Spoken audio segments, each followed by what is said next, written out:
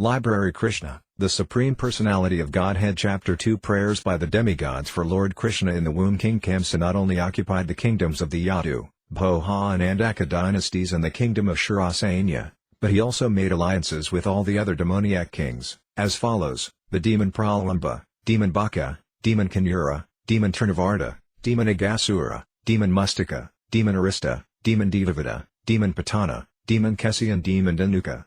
At that time, Jarasandha was the king of Magadha province, known at present as Bihar state. Thus by his diplomatic policy, Kṛṣṇa consolidated the most powerful kingdom of his time, under the protection of Jarasandha. He made further alliances with such kings as Banasura and Bhaumasura, until he was the strongest. Then he began to behave most inimically toward the Yadu dynasty, into which Krishna was to take his birth. Being harassed by Kṛṣṇa, the kings of the Yadu, Bhoja and Andaka dynasties took shelter in different states, such as the state of the Kurus, the state of the Panchalas and the states known as Kekaya, Salva, Vidarbha, Nisada, Vidya, and Kosala. Kṛṣṇa broke the solidarity of the Yadu kingdom, as well as the Bhoja and Andaka. He made his position the most solid within the vast tract of land known at that time as Varsa. When Kṛṣṇa was killing the 6 babies of Devaki and Vasudeva one after another, many friends and relatives of Kṛṣṇa approached him and requested him to discontinue these heinous activities. But all of them became worshippers of Kṛṣṇa.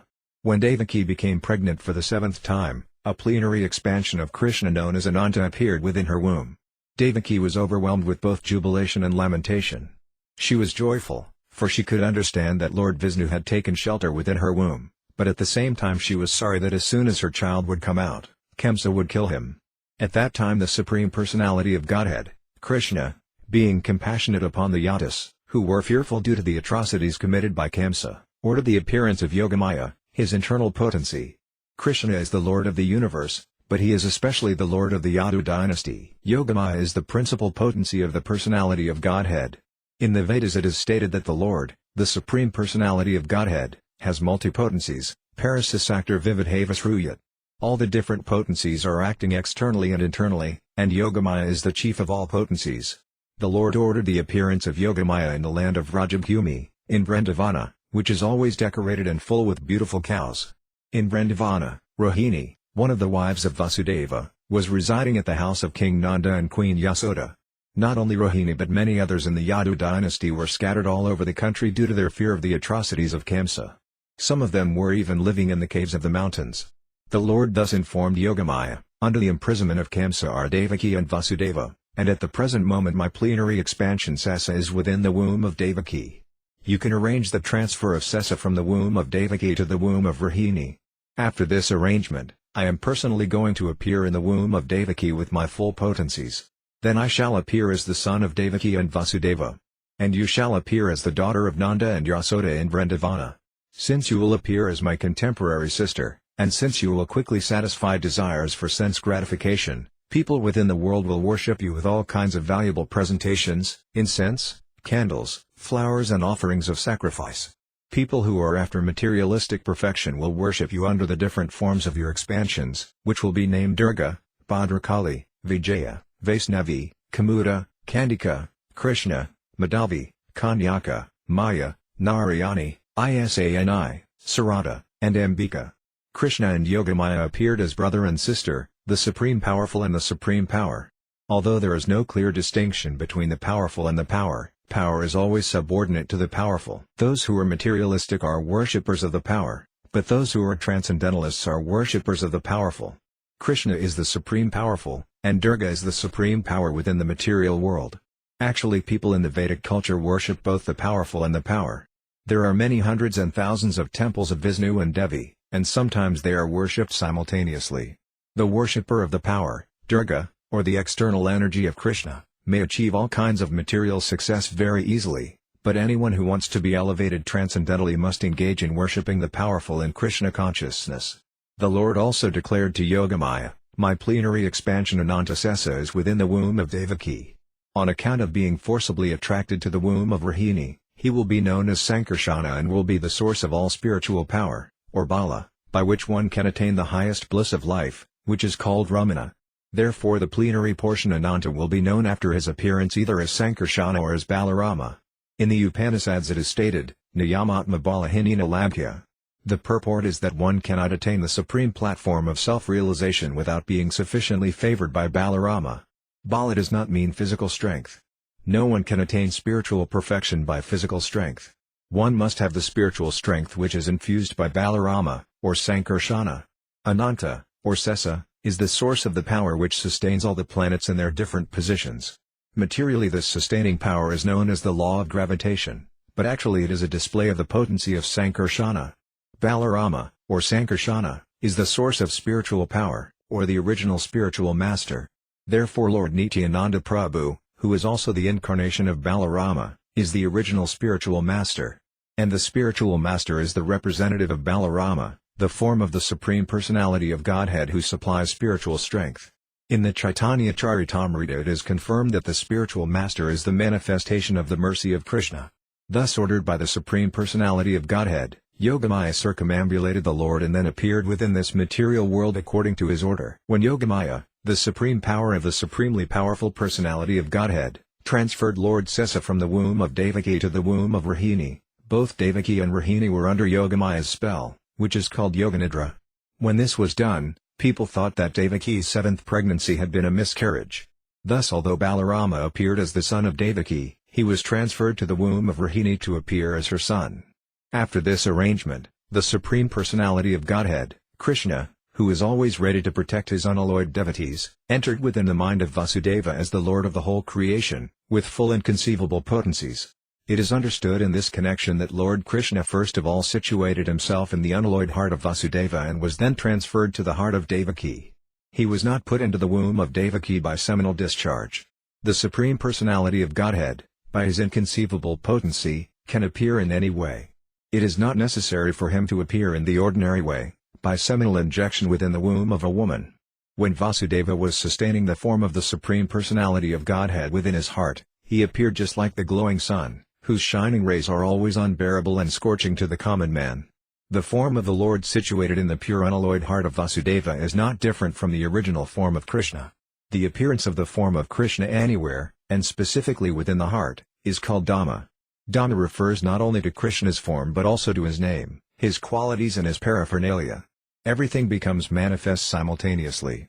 Thus the eternal form of the Supreme Personality of Godhead with full potencies was transferred from the mind of Vasudeva to the mind of Devaki, exactly as the setting sun's rays are transferred to the full moon rising in the east. Krishna, the Supreme Personality of Godhead, thus entered the body of Devaki from the body of Vasudeva without being subject to any of the conditions of an ordinary living entity. Since Krishna was there, it is to be understood that all his plenary expansions, such as Narayana, and incarnations like Lord Nrsimha and Varaha, were with him, and they also were not subject to the conditions of material existence. In this way, Devaki became the residence of the Supreme Personality of Godhead, who is one without a second and the cause of all creation. Devaki became the residence of the Absolute Truth, but because she was confined within the house of Kamsa, she looked just like a suppressed fire, or like misused education. When fire is kept in a jug, the illuminating rays of the fire cannot be very much appreciated. Similarly, misused knowledge, which does not benefit the people in general, is not very much appreciated. So Devaki was kept within the prison walls of Kamsa's palace, and no one could see her transcendental beauty, which resulted from her conceiving the Supreme Personality of Godhead. Kamsa, however, saw the transcendental beauty of his sister Devaki, and he at once concluded that the Supreme Personality of Godhead had taken shelter in her womb. She had never before looked so wonderfully beautiful. He could distinctly understand that there was something wonderful within the womb of Devaki. In this way, Kamsa became perturbed because he was sure that the Supreme Personality of Godhead, who would kill him in the future, had now come. Kamsa began to think, what is to be done with Devaki? Surely she is Vishnu or Krishna within her womb, so it is certain that Krishna has come to execute the mission of the demigods.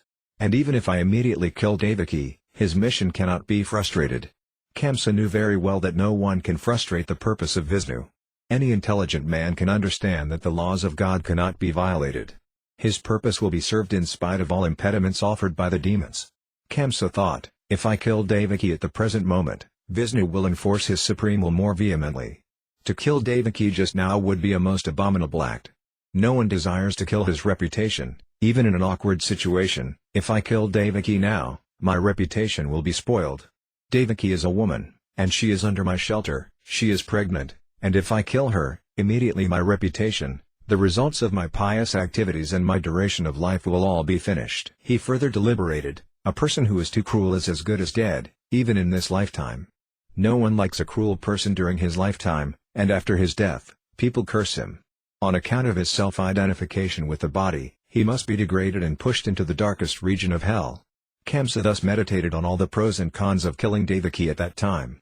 Kṛṣṇa finally decided not to kill Devaki right away but to wait for the inevitable future. But his mind became absorbed in animosity against the personality of Godhead.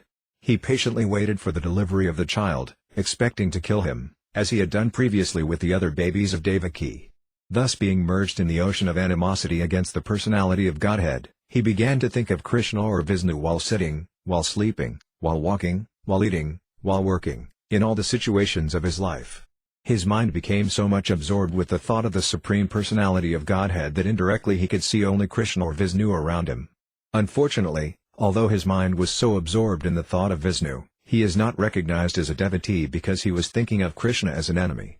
The state of mind of a great devotee is also to be always absorbed in Krishna, but a devotee thinks of him favorably, not unfavorably.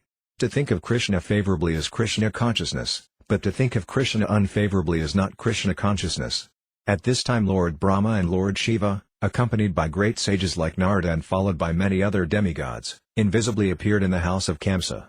They began to pray to the Supreme Personality of Godhead in select verses, which are very pleasing to the devotees and which award fulfillment of their desires. The first words they spoke acclaim that the Lord is true to his vow. As stated in the Bhagavad Gita, Krishna descends to this material world just to protect the pious and destroy the impious. That is his vow. The demigods could understand that the Lord had taken his residence within the womb of Devaki to fulfill his vow, and they were very glad that the Lord was appearing in order to fulfill his mission. Then the demigods addressed the Lord as Satyam Param, or the Supreme Absolute Truth. Everyone is searching after the truth. That is the philosophical way of life. The demigods give information that the Supreme Absolute Truth is Krishna. One who becomes fully Krishna conscious can attain the Absolute Truth. Krishna is the Absolute Truth because, unlike relative truth, he is truth in all the three phases of eternal time. Time is divided into past, present and future. Krishna is truth always, past, present and future. In the material world everything is being controlled by supreme time, in the course of past, present and future. But before the creation, Krishna was existing, and when there is creation, everything is resting in Krishna, and when this creation is finished, Krishna will remain. Therefore, he is the absolute truth in all circumstances. If there is any truth within this material world, it emanates from the Supreme Truth, Krishna. If there is any opulence within this material world, the cause of the opulence is Krishna. If there is any reputation within this material world, the cause of the reputation is Krishna. If there is any strength within this material world, the cause of such strength is Krishna. If there is any wisdom and education within this material world, the cause of such wisdom and education is Krishna. Therefore Krishna is the source of all relative truths. This material world is composed of 5 principal elements, earth, water, fire, air and ether, and all such elements are emanations from Krishna. The material scientists accept these 5 primary elements as the cause of the material manifestation, but the elements in their gross and subtle states are produced by Krishna. The living entities who are working within this material world are products of his marginal potency. In the 7th chapter of the Bhagavad Gita, it is clearly stated that the whole manifestation is a combination of 2 kinds of energies of Krishna, the superior energy and the inferior energy. The living entities are the superior energy, and the dead material elements are his inferior energy. In its dormant stage, everything remains in Krishna. The demigods continued to offer their respectful prayers unto the supreme form of the personality of Godhead, Krishna, by analytical study of the material manifestation. What is this material manifestation? It is just like a tree. A tree stands on the ground. Similarly, the tree of the material manifestation is standing on the ground of material nature. This material manifestation is compared to a tree because a tree is ultimately cut off in due course of time. A tree is called vriksha. Vriksha means that thing which will be ultimately cut off. Therefore, this tree of the material manifestation cannot be accepted as the ultimate truth, because it is influenced by time. But Krishna's body is eternal, he existed before the material manifestation. He is existing while the material manifestation is continuing, and when it will be dissolved, he will continue to exist.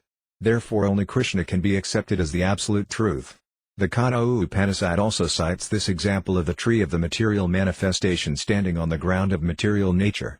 This tree has two kinds of fruits, distress and happiness. Those who are living in the tree of the body are just like two birds.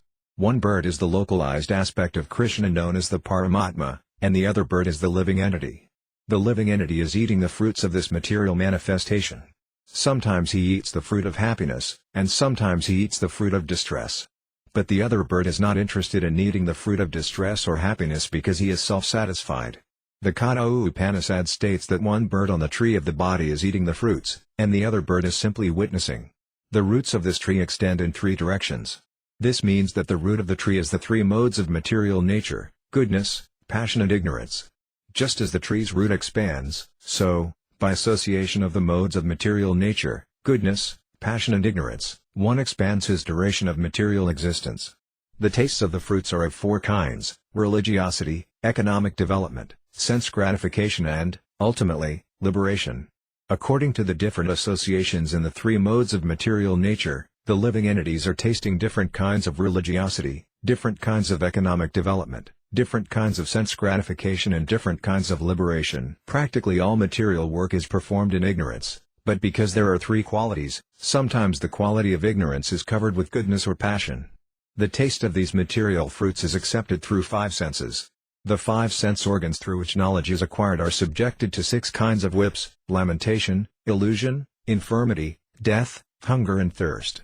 This material body, or the material manifestation, is covered by seven layers: skin, muscle, blood, marrow, bone, fat and semen.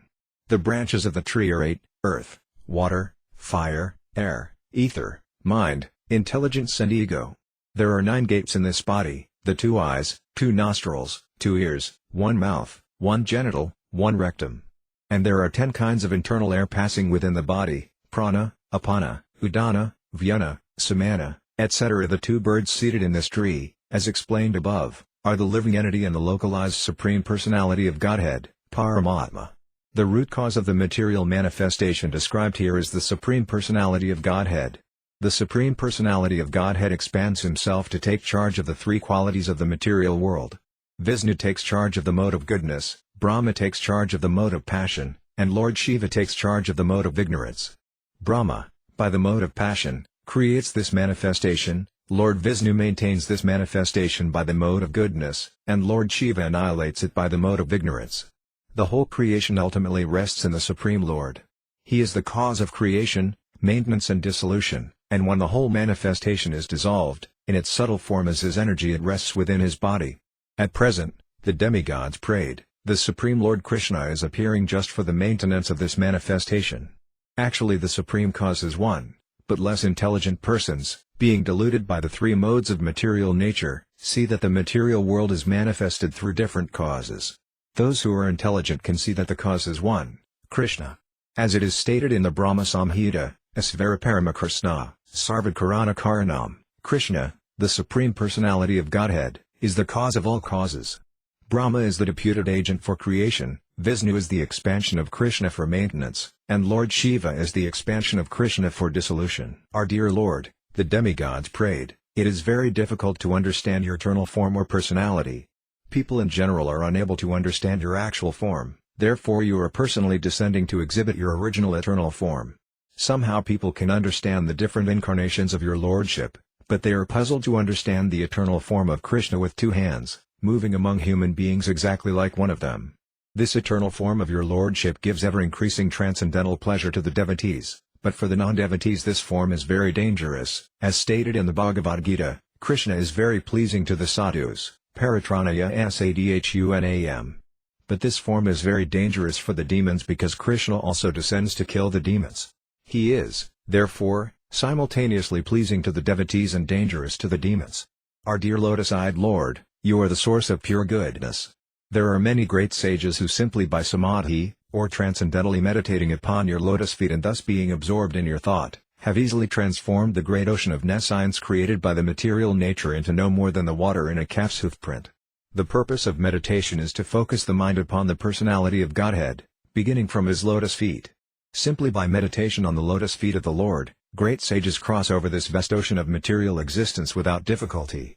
O self-illuminated one, the great saintly persons who have crossed over the ocean of nescience by the help of the transcendental boat of your lotus feet have not taken away that boat. It is still lying on this side. If one takes a boat to cross over a river, the boat also goes with one to the other side of the river. And so when one reaches the destination, how can the same boat be available to those who are still on this side? To answer this difficulty, the demigods say in their prayer that the boat of the Lord's lotus feet is not taken away. The devotees still remaining on this side are able to pass over the ocean of material nature because the pure devotees do not take the boat with them when they cross over. When one simply approaches the boat, the whole ocean of material nescience is reduced to the size of the water in a calf's hoofprint. Therefore, the devotees do not need to take the boat to the other side, they simply cross the ocean immediately. Because the great saintly persons are compassionate toward all conditioned souls, the boat is still lying on this side. In other words, one can meditate upon the lotus feet of the Lord at any time, and by so doing one can cross over the great ocean of material existence. Meditation means concentration upon the lotus feet of the Lord. Lotus feet indicate the Supreme Personality of Godhead. But those who are impersonalists do not recognize the lotus feet of the Lord, and therefore their object of meditation is something impersonal. The demigods express their mature verdict that persons who are interested in meditating on something void or impersonal cannot cross over the ocean of nescience. Such persons are simply imagining that they have become liberated. O lotus-eyed Lord! Their intelligence is contaminated because they fail to meditate upon the lotus feet of your Lordship. As a result of this neglectful activity, the impersonalists fall down again into the material way of conditioned life, although they may temporarily rise to the point of impersonal realization. Impersonalists undergo severe austerities and penances to merge themselves into the Brahma effulgence, or impersonal Brahma existence. But their minds are not free from material contamination, they have simply tried to negate the material ways of thinking. That does not mean that they have become liberated. Thus they fall down. In the Bhagavad Gita it is stated that the impersonalist has to undergo great tribulation in realizing his ultimate goal. At the beginning of Śrīmad-Bhāgavatam it is also stated that without devotional service to the Supreme Personality of Godhead, one cannot achieve liberation from the bondage of fruitive activities. The statement of Lord Krishna is there in the Bhagavad Gita, and in Śrīmad-Bhāgavatam the statement of the great sage Narada is there, and here also the demigods confirm it. Persons who have not taken to devotional service are understood to have come short of the ultimate purpose of knowledge and are not favored by your grace. The impersonalists simply think that they are liberated, but actually they have no feeling for the personality of Godhead. They think that when Krishna comes into the material world he accepts a material body. They therefore overlook the transcendental body of Krishna. This is confirmed in the Bhagavad Gita, Avahanyandi mamamidhah. In spite of conquering material lust and rising to the point of liberation, the impersonalists fall down. If they are engaged just in knowing things for the sake of knowledge and do not take to the devotional service of the Lord, they cannot achieve the desired result. Their achievement is the trouble they take, and that is all. It is clearly stated in the Bhagavad Gita that to realize Brahma identification is not all. Brahma identification may help one become joyful without material attachment or detachment and to achieve the platform of equanimity, but after this stage one has to take to devotional service. When one takes to devotional service after being elevated to the platform of Brahma realization, he is then admitted into the spiritual kingdom for permanent residence in association with the Supreme Personality of Godhead. That is the result of devotional service. Those who are devotees of the Supreme Personality of Godhead never fall down like the impersonalists. Even if the devotees fall down, they remain affectionately attached to their Lord. They can meet all kinds of obstacles on the path of devotional service, and freely, without any fear, they can surmount such obstacles. Because of their surrender, they are certain that Krishna will always protect them. As it is promised by Krishna in the Bhagavad Gita, my devotees are never vanquished. Our dear Lord, the demigods continued, you have appeared in your original unalloyed form, the eternal form of goodness, for the welfare of all living entities within this material world. Taking advantage of your appearance, all of them can now very easily understand the nature and form of the Supreme Personality of Godhead. Persons who belong to the four divisions of the social order, the Brahmacharis, Gazas, Vanaprasthas and Sannyasis, can all take advantage of your appearance. Dear Lord, husband of the goddess of fortune, devotees who are dovetailed in your service do not fall down from their high position like the impersonalists. Being protected by you, the devotees are able to traverse over the heads of many of Maya's commanders-in-chief, who can always put stumbling blocks on the path of liberation. Dear Lord, You appear in your eternal transcendental form for the benefit of the living entities so that they can see you face to face and offer their worshipful sacrifices by ritualistic performance of the Vedas, mystic meditation and devotional service as recommended in the scriptures. Dear Lord, if you did not appear in your eternal transcendental form, full of bliss and knowledge, a form which can eradicate all kinds of speculative ignorance about your position, then all people would simply speculate about you according to their respective modes of material nature. The appearance of Krishna is the answer to all imaginative iconography of the Supreme Personality of Godhead. Everyone imagines the form of the Supreme Personality of Godhead according to his mode of material nature. In the Brahma Samhita it is said that the Lord is the oldest person. Therefore a section of religionists imagine that God must be very old, and therefore they depict a form of the Lord like a very old man. But in the same Brahma Samhita, that is contradicted. Although he is the oldest of all living entities, he has his eternal form as a fresh youth. The exact words used in this connection in Śrīmad-Bhāgavatam are Vijñānam Jnanam Hidapam Arjanam. Vijñānam means transcendental knowledge of the Supreme Personality of Godhead. Vijñānam is also experienced knowledge. Transcendental knowledge has to be accepted by the descending process of disciplic succession, as Brahma presents the knowledge of Krishna in the Brahma Samhita. The Brahma Samhita's Vijñānam is realized by Brahma's transcendental experience, and in that way he presented the form and the pastimes of Krishna in the transcendental abode. This knowledge is Jnanam Hidapramarjanam, that which can smash all kinds of speculation and ignorance. People are imagining the form of the Lord, sometimes he has no form and sometimes he has form, according to their different imaginations. But the presentation of Krishna in the Brahma Samhita is Vijñānam, scientific, experienced knowledge given by Lord Brahma and accepted by Lord Chaitanya. There is no doubt about it. Krishna's form, Krishna's flute, Krishna's color, everything is reality. Here it is said that this Vijñānam is always defeating all kinds of speculative knowledge. Therefore, without your appearing as Krishna, as you are, neither Jnanam Hidapramarjanam, destruction of the nescience of speculative knowledge, nor Vijñānam would be realized. In other words, your appearance will vanquish the ignorance of speculative knowledge and establish the real experienced knowledge of authorities like Lord Brahma. Men influenced by the three modes of material nature imagine their own God according to the modes of material nature. In this way God is presented in various ways, but your appearance will establish what the real form of God is. The highest blunder committed by the impersonalists is to think that when the incarnation of God comes he accepts the form of matter in the mode of goodness. Actually, the form of Krishna or Narayana is transcendental to any material idea. Even the greatest impersonalist, Founder-Ācārya, has admitted, Narayana para vyaktat, the material creation is caused by the avyakta, impersonal, manifestation of matter, or the non-phenomenal total reservoir of matter, but Krishna is transcendental to that material conception. That is expressed in Śrīmad-Bhāgavatam as Suddhasattva, or transcendental goodness. He does not belong to the material mode of goodness, and he is above the position of material goodness. He belongs to the transcendental, eternal status of bliss and knowledge. Dear Lord, when you appear in your different incarnations, you take different names and forms according to different situations. Lord Krishna is your name because you are all attractive. You are called Syama because of your transcendental beauty. Syama means blackish, yet it is said that you are more beautiful than thousands of cupids, Kandarpa Koti Kamaniya. Although you appear in a color which is compared to the blackish cloud, because you are the transcendental absolute, your beauty is many, many times more attractive than the delicate body of Cupid. Sometimes you are called Giridhari because you lifted the hill known as Govardhana. You are sometimes called Nandanandan or Vasudeva or Devakanandana because you appear as the son of Maharaja Nanda or Vasudeva or Devaki. Impersonalists think that your many names or forms are given according to a particular type of work and quality because they accept you from the position of a material observer. Our dear Lord, the way of understanding is not to study your absolute nature, form and activities by mental speculation. One must engage himself in devotional service, then one can understand your absolute nature and your transcendental form, name and qualities. Actually, only a person who has a little taste for the service of your lotus feet can understand your transcendental nature or form and qualities. Others may go on speculating for millions of years, but it is not possible for them to understand even a single part of your actual position. In other words, the Supreme Personality of Godhead, Krishna, cannot be understood by the non-devotees because there is a curtain of Yogamaya which covers Krishna's actual features. As confirmed in the Bhagavad Gita, Naham Prakasa Sarvasaya. The Lord says, I am not exposed to anyone and everyone. When Krishna came, he was actually present on the battlefield of Kurukshetra, and everyone saw him. But not everyone could understand that he was the Supreme Personality of Godhead. Still, everyone who died in his presence attained complete liberation from material bondage and was transferred to the spiritual world.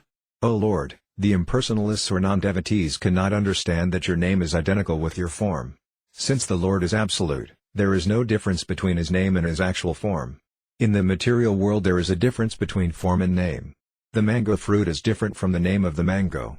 One cannot taste the mango fruit simply by chanting mango, mango, mango.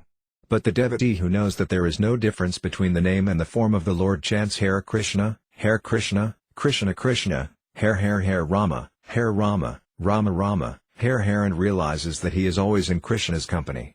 For persons who are not very advanced in absolute knowledge of the Supreme, Lord Krishna exhibits his transcendental pastimes. Such persons can simply think of the pastimes of the Lord and get full benefit. Since there is no difference between the transcendental name and form of the Lord, there is no difference between the transcendental pastimes and the form of the Lord. For those who are less intelligent, like women, laborers or the mercantile class, the great sage Vyāsadeva wrote the Mahabharata. In the Mahabharata Krishna is present in his different activities. The Mahabharata is history, and simply by studying, hearing and memorizing the transcendental activities of Krishna, the less intelligent can also gradually rise to the standard of pure devotees. The pure devotees, who are always absorbed in the thought of the transcendental lotus feet of Krishna and who are always engaged in devotional service in full Krishna consciousness, are never to be considered to be in the material world. Śrīla Swami has explained that those who are always engaged in Krishna consciousness with body, mind and activities are to be considered liberated even within this body. This is confirmed in the Bhagavad Gita. Those who are engaged in the devotional service of the Lord have already transcended the material position. Krishna appears in order to give a chance to both the devotees and the non-devotees for realization of the ultimate goal of life. The devotees get the direct chance to see him and worship him. Those who are not on that platform get the chance to become acquainted with his activities and thus become elevated to the same position. Our dear Lord, O Supreme Controller, when you appear on earth, all the demons like Kamsa and Jarasandha will be vanquished, and all good fortune will be ushered into the world. When you walk on the globe, your lotus feet will impress on the ground the marks of your souls, such as the flag, the trident and the thunderbolt. Thus you will grace both the earth and us on the heavenly planets who shall see those marks. O dear Lord, the demigods continued, you are unborn, therefore we do not find any reason for your appearance other than for your pleasurable pastimes. Although the reason for the appearance of the Lord is stated in the Bhagavad Gita, he descends just to give protection to the devotees and vanquish the non-devotees. Actually he descends for his pleasure meeting with the devotees, not really to vanquish the non-devotees. The non-devotees can be vanquished simply by one kick of material nature. The actions and reactions of material nature, creation, maintenance and annihilation, are being carried out automatically. But simply by taking shelter of your holy name, the devotees are fully protected, because your holy name and your personality are non-different. The protection of the devotees and the annihilation of the non-devotees are actually not the business of the Supreme Personality of Godhead. When he descends, it is just for his transcendental pleasure. There cannot be any other reason for his appearance. Our dear Lord, you are appearing as the best of the Yadu dynasty, and we are offering our respectful humble obeisances unto your lotus feet. Before this appearance, you also appeared as the fish incarnation, as the horse incarnation, as the tortoise incarnation, as the half-man, half-lion incarnation, as the boar incarnation, as the swan incarnation, as King Ramacandra, as Parasurma and as many other incarnations. You appeared just to protect the devotees, and we request you in your present appearance as the Supreme Personality of Godhead himself to give us similar protection all over the three worlds and remove all obstacles for the peaceful execution of our lives. Dear Mother Devaki, within your womb is the Supreme Personality of Godhead, appearing along with all his plenary extensions. He is the original Personality of Godhead, appearing for our welfare. Therefore you should not be afraid of your brother, the King of Bhoha.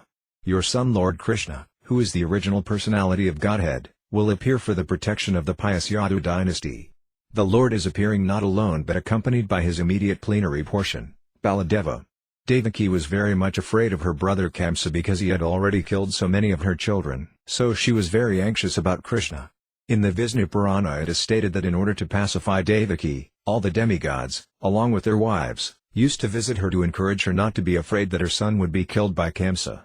Krishna, who was within her womb, was to appear not only to diminish the burden of the world but specifically to protect the interests of the Yadu dynasty, and certainly to protect Devaki and Vasudeva. It is understood that Krishna had been transferred from the mind of Vasudeva to the mind of Devaki, and from there to her womb.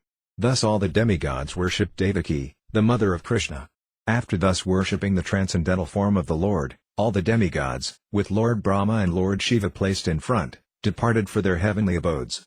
Thus ends the Bhaktivedanta purport of the second chapter of Krishna, Prayers by the Demigods for Lord Krishna in the Womb.